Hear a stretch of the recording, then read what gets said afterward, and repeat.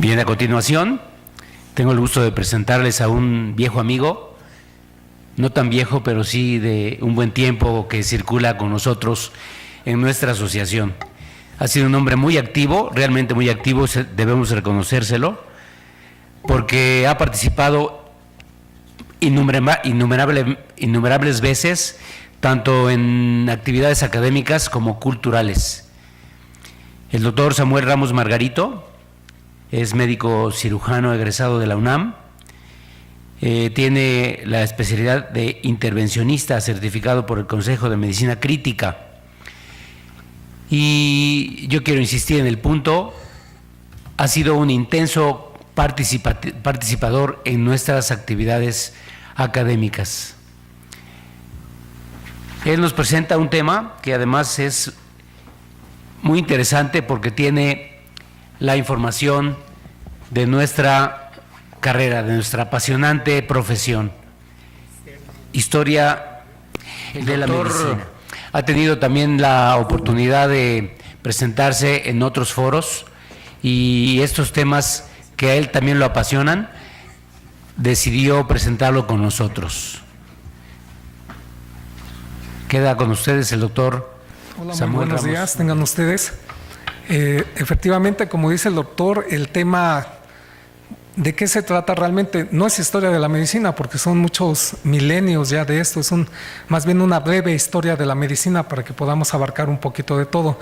Y para que sientan ustedes realmente el pasado tan rico que tenemos, que se sientan ustedes orgullosos de estar en una carrera que, pues, cada carrera dice que es la mejor, pero bueno, esta como mezcla el humanismo, como mezcla la ciencia, pues yo creo que realmente es la mejor. Y ustedes que decidieron dedicar su vida a ella, caramba, pues sépanse también que tomaron una carrera que en algún momento también era casi la realizaban nada más los sacerdotes o la gente más culta de los pueblos, de las comunidades. Pero más bien vamos a dejarla como breve historia, ¿no? No sean malditos.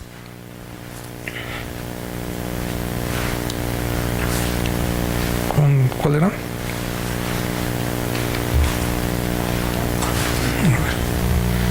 Bien, y más o menos tenemos registros alrededor del 6,000, 4,000 años antes de Cristo, donde ya se hacían este tipo de intervenciones, quizás por el chamán, pero si vemos un poquito, hay trepanaciones con fines curativos en aquellas personas que quizás convulsionaban. No sé si hay otro espacio. Que convulsionaban o, digamos, tenían demonios adentro. Bueno, pues se les hacía la trepanación y aquí podemos ver que sí, que efectivamente hay datos de cicatrización. Es decir, estas se llevaban a cabo con el...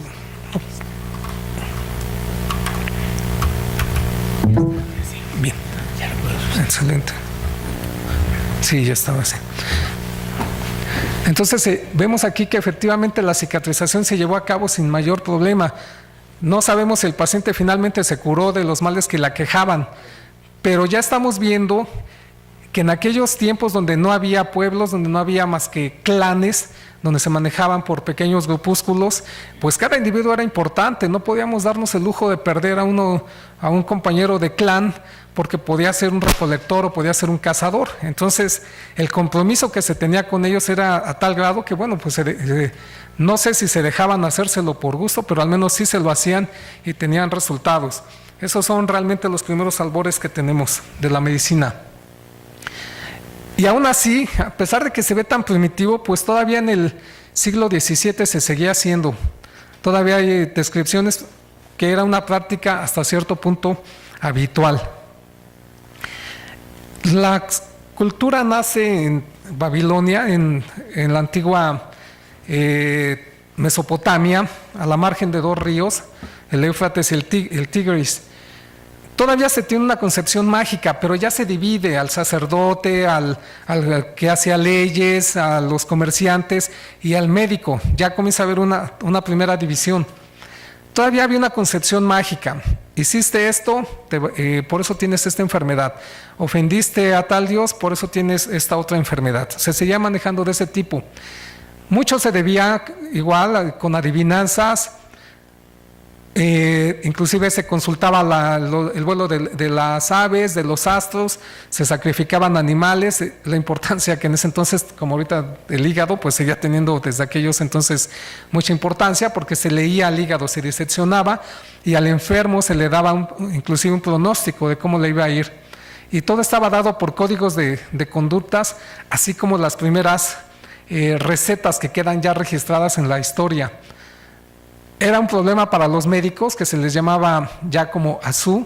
Era un problema porque tenían que aprenderse casi 6,000 demonios. Entonces imagínense, para saber qué demonio era el que estaba afectando al individuo. Los tratamientos eran igualmente exóticos: exorcismos, plegarias y ofrendas, con una mortalidad pues obviamente todavía muy alta.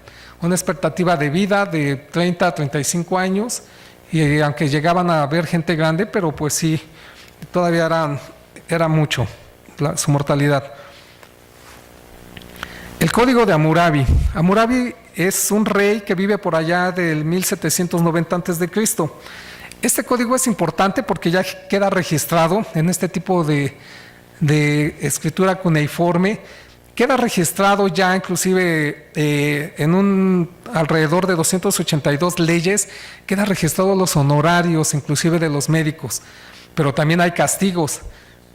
Si el médico atiende a un paciente y no le puede ayudar, el médico casi paga la misma cantidad que le iba a cobrar, o inclusive un poquito más. Si no le salva la mano, eran bravos. Si no le salvaba la mano, el médico tenía que perder la mano. Entonces no era tan agradable, ¿no? Pero si al revés, si el paciente era sanado y curado, el médico podía gozar inclusive hasta de la mitad de los terrenos de los pacientes. O sea, era bien pagado, pero también muy, muy, muy penado. En el antiguo Egipto también comienza de una manera también mágica, podemos ver igual. Para el tratamiento de las migrañas, le tenían que envolver un pequeño lagarto sobre cierta tablilla que tenía que medir ciertas características, e igual era un sacerdote todavía el que hacía todas estas curaciones. Pero en Egipto quizás sucede algo importante. Este médico, Imhotep, él vive más o menos alrededor del 2200 antes de Cristo, y este es de los primeros precursores realmente ya serios de la medicina, porque comienza a ver, si el paciente hizo esto, le pasó esto, y entonces su tratamiento puede ser este. Y comienza a tener tanta fama que llega a ser médico de la corte, y es de los pocos no reyes que llega a tener también su tumba como tal. Este es el precursor realmente de Esculapio, de ahí lo tomaron los griegos. Y después de su muerte, Imhotep llega a ser considerado también como un dios. Se le hacen rezos, se le hacen templos como tal. También es adorado. Pero este hombre, ustedes a lo mejor lo han visto en esos inventos de la momia, ¿no? De la película de la momia, que es un sacerdote que viene a cobrar venganza. No, nada que ver. Era un prototipo de genio a la escala quizás de Da Vinci, ¿no? Y esa película realmente pues es mala, ¿no? Es como si hicieran una película de Benito Juárez, cazador de vampiros, ¿no? O sea, sin nada que ver. Y vemos el papiro de Ebers. Esta obra maravillosa, aproximadamente también del 500 antes de Cristo, lo encuentran en el Valle de los Reyes en 1880. Lo desentierran y lo llevan, después de andar penando por varios lados. Actualmente se puede ver en un museo alemán. Pero esta maravilla es como el Harrison antiguo. Se dedica básicamente al interrogatorio, a la exploración, y lo que ellos dicen, un veredicto o un pronóstico. Y más o menos mencionaba así: hay una enfermedad que curaré, o una enfermedad que combatiré, o una enfermedad que no puedo hacer nada. Y ya esta última enfermedad que no se podía hacer nada, entonces pues ahora sí ya lo podían ver los hechiceros y demás gente. ¿sí? O sea, no, ya el médico ya se separaba un poquito de los hechiceros. Es uno de los papiros más grandes y largos que hay, ¿sí? Pero básicamente dedicado, vamos a decir, a las enfermedades internas del cuerpo. Los cirujanos no se deben de sentir mal porque este es el tratado de cirugía. Igual, más o menos las mismas fechas, también desenterrado en el Valle de los Reyes, es un papiro de los más largos que hay. Y habla del tratamiento de las fracturas, del tratamiento de las lesiones de guerra, de las heridas, de con qué se tenían que lavar, de cómo se tenían que cubrir para que no se infectaran. Sí había algunos sesgos ahí todavía, pues estamos hablando de 1600 años antes de Cristo, pero ya comienza a sentarse, ya comienza a ver como tal un asentamiento de lo que el médico está haciendo, de lo que ya separamos a la religión, poco a poco se va separando. Y ojo, bueno, también como fallaban, decían, pues ahora sí ya te fallé, pues ahora sí vete con el curandero, ¿no? De ahí saltaríamos a la medicina griega. Este jarrón hermoso tiene a Aquiles curándole heridas a su primo Patroclo. Sí, ya comenzaban, sobre todo en cirugía, a ser muy buenos. Asclepio, me paso un poquito aquí y regresamos. Esa es más o menos la cronología. Su árbol genealógico, Asclepio, desciende de Apolo. Apolo se casa con una humana y tienen a Asclepio. Asclepio es un dios, realmente no fue nunca una persona. O Esculapio, como también le conocemos, dios de la medicina griega, pero tomado de Imhotep, el egipcio. Como podemos ver, aquí tiene su báculo y con la serpiente. ¿Cuál era la importancia de la serpiente? Bueno, es un animal que vive tanto en la tierra y que también sobre la superficie como también abajo. Entonces nos podía ayudar en el inframundo. Podía también interceder por ellos. Y la medicina de Esculapio era básicamente igual, le hicieron sus clínicas, por así decirlo, donde también básicamente, ¿qué es lo que hacían? Este es un cuadro del siglo XVII, donde se dibuja un templo de Esculapio. La madre está llevando al niño para que sea sometido a un tratamiento. Aquí la madre ya donó vino, frutas, algunas especies. El médico o sacerdote está haciendo incienso y van a basarse básicamente en el reposo. Reposo, una buena hidratación, leche, emplastos de miel, nada espectacular. Y se decía que en la noche pasaba Esculapio como tal, así en su forma etérea, pasaba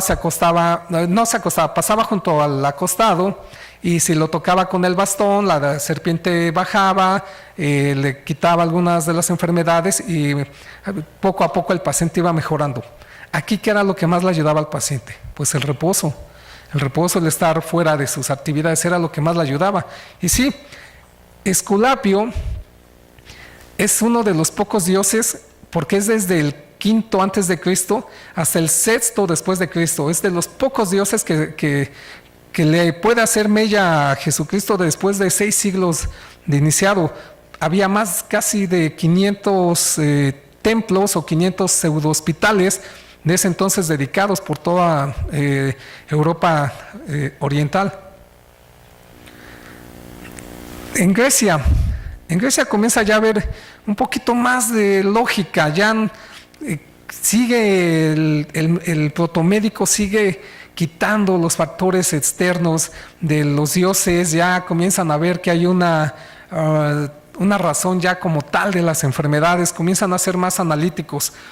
Todos conocemos y algunas veces algunos de sus amigos, familiares a ustedes les han dicho mi querido Galeno, ¿verdad? Si no miento, algún colega, algún socio, ya llegó el Galeno, ¿no? Pero sí, Galeno ya lo consideramos también como el otro padre de la medicina, aunque pareciera que Galeno, al tener su gran tratado,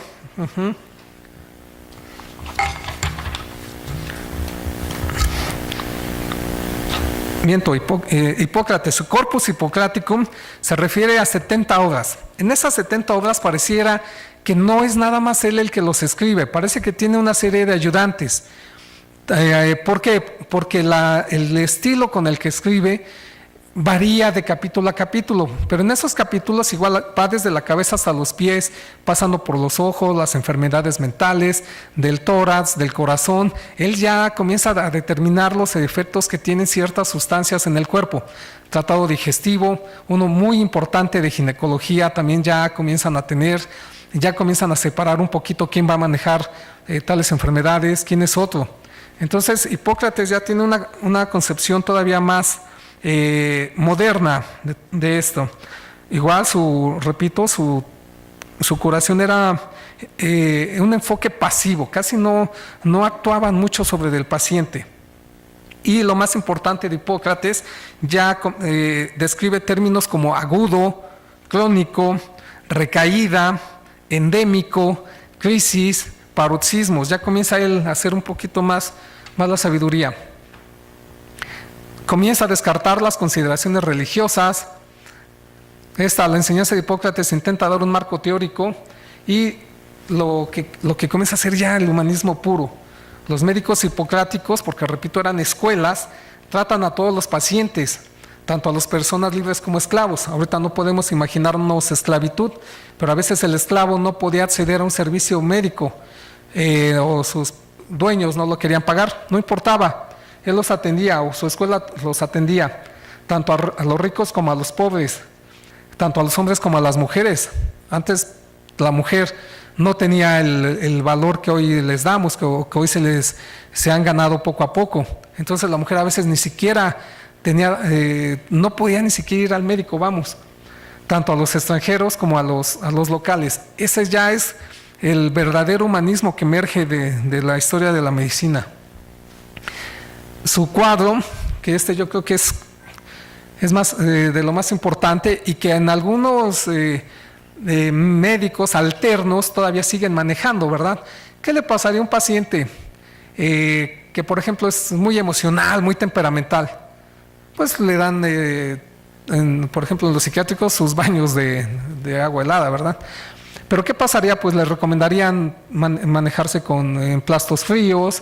En un paciente, por ejemplo, con una insuficiencia cardíaca congestiva, pues hay que darle diuréticos, secarlo. O sea, realmente no estaba tan alejado. Simplemente nosotros hemos aplicado la ciencia a lo que él ya comenzaba a manejar.